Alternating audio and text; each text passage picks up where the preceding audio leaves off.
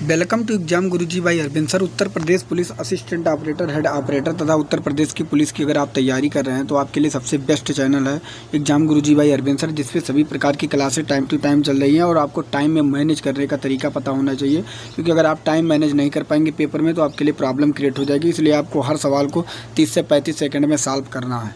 तो रीजनिंग के इसमें लगभग टॉप 20 प्रश्न है दोस्तों। मैंने सोचा कि अभी क्लास ले लूँ कि अभी मुझे जस्ट ड्यूटी जाना है, इसके पहले मैं इसे कवर करूँगा और आप पहले वीडियो स्किप करिएगा और पहले खुद लगाइएगा, फिर इसका आंसर देखिएगा और मिलाइएगा, फिर अंत में आपको बताना है कि आपने कितने प्रश्नों का हल किया। तो पहला प्रश्न आपके सामने, 41 को अगर 4 लिखा जाता है तो 37 को क्या लिखा जाएगा। इसके लिए मेरे भाई क्या किया गया, 41 को अगर 4 लिखा गया है, 41 को अगर 4 लिखा गया है तो क्या किया गया है कि यहाँ पे 4 एकम 4 करके 4 कर दिया गया है। इसी तरह 3 7 को क्या करना है, आपको 3 गुणे 7 कर देना और इसका करेक्ट आंसर 21 हो जाएगा और कोई कंडीशन नहीं फॉलो होगा। इसका correct answer option number B सही हो जाएगा। अगला प्रश्न आपके सामने, 145 को अगर 10 लिखा जाता है, 145 को अगर 10 लिखा जाता है तो 243 को क्या लिखा जाएगा, इसका आंसर आपको बताना है। दोस्तों इसका पीडीएफ आपको हमारे टेलीग्राम चैनल पर मिल जाएगा, जिसका नाम है एग्जाम गुरुजी भाई अरविंद सर, जिस पे 6000 प्लस बच्चे जुड़े हैं। अगर आप ज्वाइन होना चाहते हैं तो आप टेलीग्राम पर जाकर सर्च करके ज्वाइन हो सकते हैं। सभी प्रकार की क्लासें आपको निःशुल्क दिया जा रही है। Current affair plus Hindi plus GK plus science, सभी की क्लासें आपको टॉपिक वाइज दी जाएगी। आपको चिंता करने की ज़रूरत नहीं है। मैथ की मैराथन चल चुकी है, रीजनिंग की मैराथन चल चुकी है, जीके के भी मैराथन सभी के चलेंगे। आपको मेहनत करने की ज़रूरत है। तो 145 को 10 किस तरह बनाया गया, अगर आपसे ध्यान देखें तो 4 एकम 4 और 4 5 जोड़ेंगे तो 9 होगा। तो ये कंडीशन नहीं हुआ। 1 और प्लस 4 और प्लस 5 को क्या कर दिया गया, ऐड कर दिया गया और 10 बना दिया गया है। इसी तरह क्या करना है आपको, 2 प्लस 4 और प्लस 3 को ऐड कर देंगे दोस्तों, तो 2 4 6 होगा और 6 3 क्या हो जाएगा, 9, जो कि ऑप्शन नंबर बी में दिया गया। 20 का करेक्ट आंसर हो जाएगा। अगला प्रश्न आपके सामने, इसका उत्तर आपको देना है और यहाँ पे जो स्पेस दिया गया इस पे भरना है। तो आपको इसे भरने से पहले आपको ये देखना है कि यहाँ टी लिखा है, टी के बाद संख्या लिखनी है और यहाँ टी के बाद क्या लिखा गया, आर। तो टी के बाद यहाँ क्या लिखा गया, आर। तो इससे क्या कंफर्म हुआ कि यहाँ भी टी के बाद क्या होगा, आर होगा। अब आगे फिर क्या देखें, क्यू यस, यस के बाद क्या लिखना है। अब आपको देखना है यहाँ यस के बाद क्या लिखा गया, टी, और यहाँ यस के बाद क्या लिखा गया, टी। इसी दिमाग से आपको करना है। तो यहाँ भी यस के बाद क्या होगा, टी। तो क्या बना, Q S T R, Q S T R. तो ऐसे क्यू एस टी आर बना दीजिए और क्यू एस टी आर बना दीजिए। तो पहले आपने क्या भरा, पहले भरा आर, फिर क्या भरा, टी भरा, फिर क्या भरा, यस भरा, फिर क्या भरा, क्यू भरा।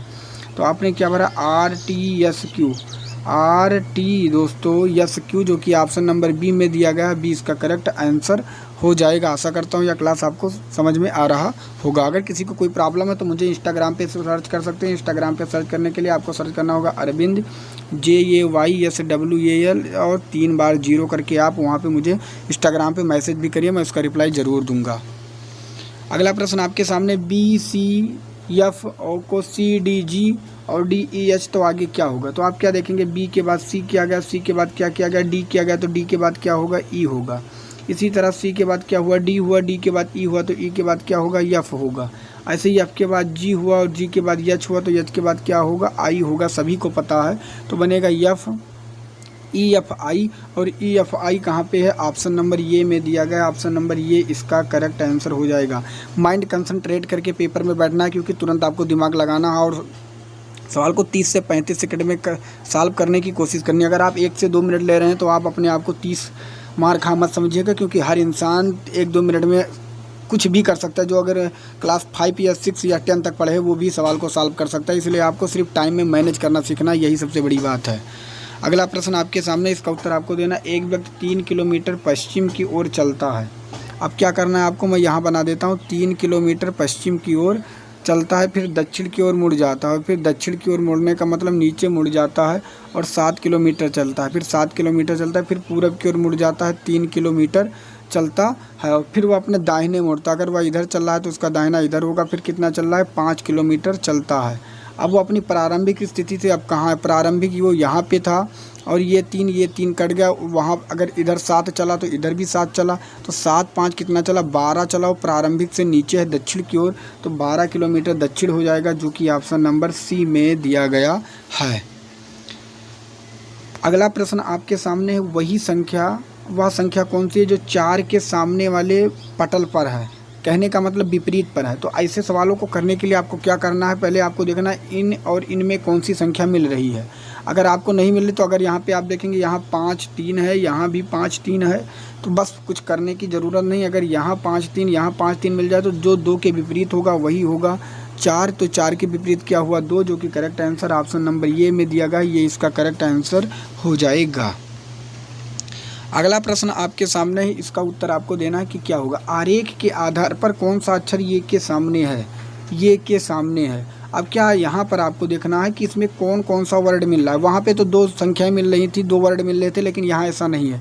तो यहाँ पे एक ही मिल रहा है, बी मिल रहा है। तो आपको इसे घड़ी के दिशा में चलाना है। पहले लिखा है बी, तो बी लिखना है, फिर सी लिखा है, सी लिखना है, फिर ये लिखा है, फिर ये लिखना है, फिर यहाँ पे बी लिखा है, बी लिखना है, फिर यहाँ डी लिखा है, डी लिखना है, फिर यहाँ ई लिखा है, ई लिखना है। अब आपको क्या देखना है कि ये के सामने पूछा गया, तो ये के सामने क्या है ई, जो कि correct answer option number D में दिया गया है। डी इसका करेक्ट आंसर हो जाएगा। अगला प्रश्न आपके सामने, आकृति में कितने घन दिए गए हैं। दोस्तों ये बहुत इंपॉर्टेंट प्रश्न है। अगर आप उत्तर दे लेंगे तो ये समझिए कि आप बिल्कुल आप पढ़ रहे हैं और थोड़ा प्रैक्टिस भी कर रहे हैं। देखो दोस्तों, इसका एक ट्रिक है। पहले आपको क्या करना है, इसे 1 गिनना है। जब इसको गिनना है तो फिर यहाँ से गिनना है 1 2 3। अब इसे 3 लिखना है, फिर नीचे आना है, फिर यहाँ से इसे गिनने के लिए फिर यहाँ से गिनना है 1 2 3 4 5 6। अब आपसे पूछा जाए कितना है, तो इन सभी को ऐड कर लीजिए। 6 3 9 और 1 क्या हुआ 10 हुआ। तो इसका करेक्ट आंसर 10 हो जाएगा, जो कि ऑप्शन नंबर ये में दिया गया है। अगला प्रश्न आपके सामने, इसका उत्तर आपको देना है। मेरी कक्षा में सभी विद्यार्थी बुद्धिमान हैं। मेरे कक्षा में सभी विद्यार्थी बुद्धिमान हैं और सुनील बुद्धिमान नहीं है। अब आपको बताना है सुनील मेरी कक्षा का विद्यार्थी नहीं है। अब आप बताइए, अगर हमारे सभी कक्षा के विद्यार्थी बुद्धिमान और सुनील बुद्धिमान नहीं है, तो बिल्कुल सही कह रहा है। सुनील मेरी कक्षा के विद्यार्थी का बुद्धिमान नहीं है, बिल्कुल सही है। सुनील को कठोर परिश्रम करना चाहिए, अपने मन से दिमाग नहीं लगाना है, जो वह कहेगा वही मानना है। तो केवल निष्कर्ष एक निकलना है, जो कि आप निकलता है ऑप्शन नंबर बी में दिया गया। 20 का करेक्ट आंसर हो जाएगा। दोस्तों इसमें मेहनत दिख रही है तो प्लीज़ चैनल को सब्सक्राइब करना, अपने मित्र तक शेयर करना। जो हमारे पुराने सब्सक्राइबर हैं उनके लिए बहुत बहुत धन्यवाद। दोस्त अगर आप हमारे साथ जुड़े हैं तो एक दिन जरूर कमेंट में कहेंगे सर मेरा सिलेक्शन होगा, क्योंकि मैं कम समय में अधिक से अधिक प्रश्न करवाने की कोशिश करता हूं। अगला प्रश्न आपके सामने, इसका उत्तर आपको देना है। किसी कोड भाषा में प्लस का मतलब गुणा है और माइनस का मतलब प्लस है और गुणा का मतलब भाग है और भाग का मतलब माइनस है, तो निम्नलिखित प्रश्न का उत्तर दीजिए। ऐसे सवालों को क्या करने के लिए पहले आपको संख्या लिख लेनी है 54 9 3 और 4। फिर क्या लिखा है गुणा, और गुणा का मतलब क्या गया है भाग दिया गया, तो भाग रख देना है। फिर यहाँ आएगा माइनस, तो माइनस का मतलब क्या दिया गया, माइनस का मतलब प्लस दिया गया, प्लस रख देना है। फिर भाग दिया गया है, फिर भाग का मतलब क्या है दोस्तों, माइनस रख देना है। सवाल आपके सामने लग गया, पहले भाग दीजिए। 9 6 54 6 आया, प्लस 3 है माइनस 4 है। 6 3 9 हुआ, 9 से 4 निकालेंगे आ जाएगा 5, जो कि ऑप्शन नंबर बी में दिया गया। 20 का करेक्ट आंसर हो जाएगा। अगला प्रश्न आपके सामने, यदि किसी महीने का तीसरा दिन मंगलवार है तो उस महीने का 25वां दिन कौन सा होगा। किसी महीने का तीसरा दिन, कहने का मतलब अगर ये तीसरा दिन मंगलवार है तो 25वां दिन कहा गया है। तो आप ये समझिए, अगर 3 के बाद फिर 7 दिन पे वही दिन रिपीट होता है, तो कहने का मतलब 7 दिन और जोड़ेंगे तो 10 तारीख को फिर वही दिन होगा मंगलवार, और 10 से 7 और जोड़ेंगे तो 17 तारीख को भी मंगलवार होगा। और 17 में अगर आप फिर 7 जोड़ेंगे तो क्या हो जाएगा, 17 3 भी 24 तारीख को भी मंगलवार हो जाएगा। कहने का मतलब अगर 3 को मंगलवार तो 10 को मंगलवार और 17 को मंगलवार और 24 को मंगलवार। 25 को पूछा गया तो 24 से एक दिन बढ़ाएंगे तो मंगलवार से क्या हो जाएगा, बुधवार, जो कि ऑप्शन नंबर सी में दिया गया। सी इसका करेक्ट आंसर हो जाएगा। इसमें पूछा गया है कि अगर सामने इधर दर्पण रख जाए तो इसका प्रतिबिंब क्या बनेगा। तो यहाँ पे आप देखेंगे ऊपर काला है, यहाँ पे कहीं भी काला, ये तो बिल्कुल गलत, ये पलटा है, ये पलटा, तो इसका correct answer option number D में दिया गया है। डी इसका करेक्ट आंसर हो जाएगा। इस प्रश्न आकृति का उत्तर आपको देना है दोस्तों। इसका आप देखेंगे तो ये इसका विपरीत, अगर ये इस तरह है तो इसका ये उल्टा लिख दिया गया है, तो इसका भी आपको विपरीत कर देना है। और विपरीत केवल एक ही इसमें दिख रहा है, इसमें तो बिल्कुल विपरीत नहीं, जो कि correct answer option number D में दिया गया है। डी बिल्कुल करेक्ट आंसर हो जाएगा।